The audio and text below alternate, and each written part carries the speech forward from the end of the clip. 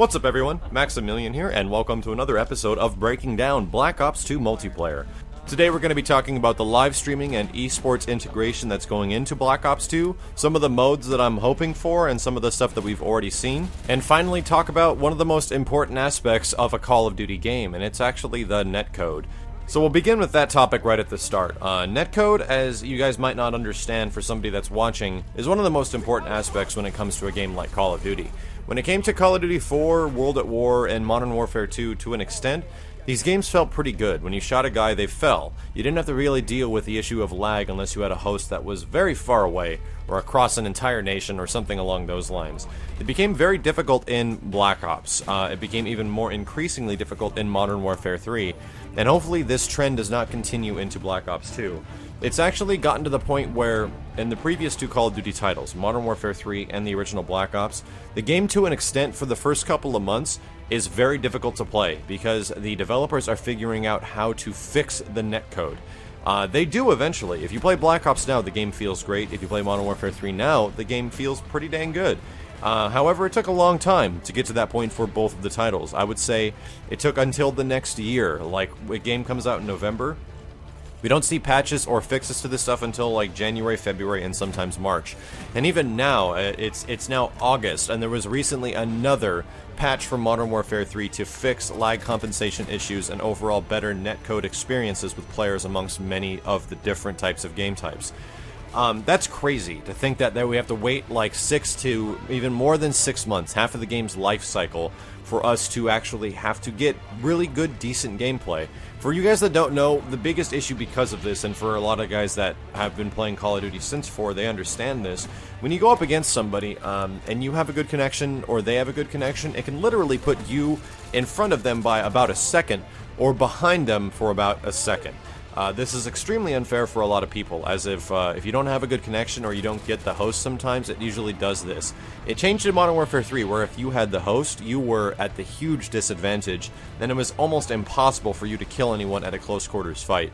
Literally, I would change my playstyle completely in Modern Warfare 3 and Black Ops, depending on how good the connection was at the start of the game. And I really would like that to change. I would really like there to be an overall balanced experience with Call of Duty.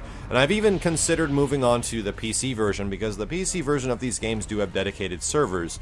Now that would mean that I would not be able to play with mouse and keyboard. I've never really done that before. I would use a controller and record all my gameplay on the PC and see how it goes. Because I would really be interested, or really be excited about the game actually performing very well, no matter what hardware I'm actually playing it on. So I really hope that's the case for the console version, that they consider the fact that the netcode has been absolutely awful for the past 2 games. Even though the games are not that bad, the netcode has made them very bad experiences at the beginning of the launch period of these games. The casual player won't have any mind. They'll think that it's having a bad game. For anybody else that realizes that, yo, dude, I put literally 15 bullets in that guy's general direction and not one of them gave me a hit marker, it's definitely something going on. So I'm sure a lot of you guys will sympathize with me that the netcode is the biggest issue in Call of Duty, and we will not see how that has been adjusted until the game is actually out. So moving on for the next topic of this episode is the esports and competitive live streaming that they're going to be doing for Black Ops 2. Literally, with the press of a button, you will be able to live stream your footage to the internet of your Black Ops 2 gameplay, and if you had like a camera, you can actually get your face in there, stuff like that. It takes away all the crazy requirements of having like a good computer to run high frame rates and all that stuff. It'll literally do it for you. As far as the quality, we really don't know, but it really does do a good job about letting the players branch out into other methods of showing their gameplay and having experiences with other people in like a live environment. I think it's a really good idea, and I have no idea how they're doing it considering the technology of these systems. I literally have no clue how they're even making that possible, and it's pretty awesome that they would integrate something like that. The other thing is the fact that this game is going very much for the esports competitive environment. There are game modes that are catered towards esports or competitive environment, Call of Duty shooter type stuff, and there's also this shoutcasting thing where they let somebody take the role of a spectator or a shoutcaster, somebody who can actually be good at commentary and commentate the match as it goes along. And I would absolutely love to see Call of Duty make it back into the competitive gaming environment. Sure, there's Call of Duty tournaments since Modern Warfare, the original Modern Warfare. However, they have not been really taken seriously in the esports environment since Call of Duty 4. So that was the last time I was a very big competitive Call of Duty player as far as being in competitive environments. I competed a few times in Call of Duty 4, and every single time somehow I won. I was just somehow very good at COD 4, and it was a really fun game. And the competitive environment for that game was really awesome. It seemed to be a lot of fun. It was very exciting to watch. Stuff like that. I would love to see that return. I would really like to see competitive Call of Duty make it back into the spotlight. So, here's to hoping, and here's to hoping that hopefully when these games come out, I might be able to provide some shoutcasting for some videos, or if you guys would like to throw me some gameplay, or I can shoutcast some of my gameplay. We'll see how it goes. It could be a lot of fun, because if anybody likes hearing my commentary, hopefully I'll be able to do it in a different style.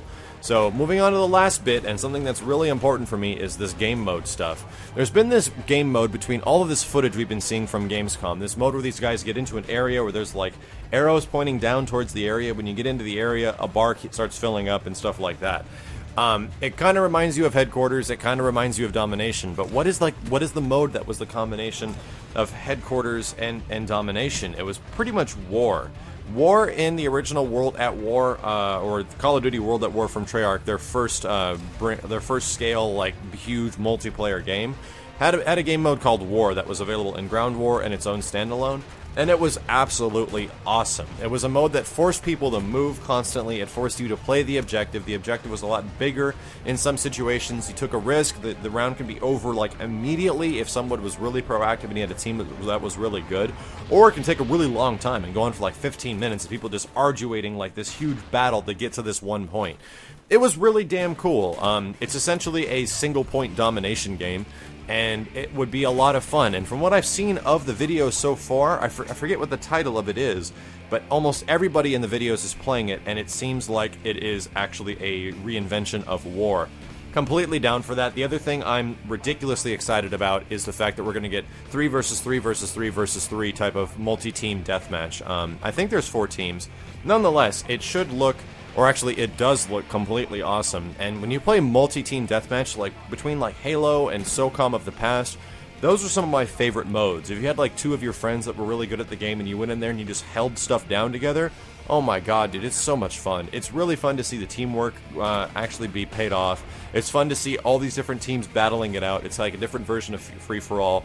I'm really excited for that, and I think that will be one of the biggest selling factors, one of the biggest like competitive drives of this game is the fact that multi-team deathmatch is making a return. And let's be honest, the hard thing about Call of Duty games is the fact that you can't solo. Like 1 versus 1, ridiculously boring. Free for all, kind of boring to an extent, and super random in a game that has respawns like this one with smaller maps.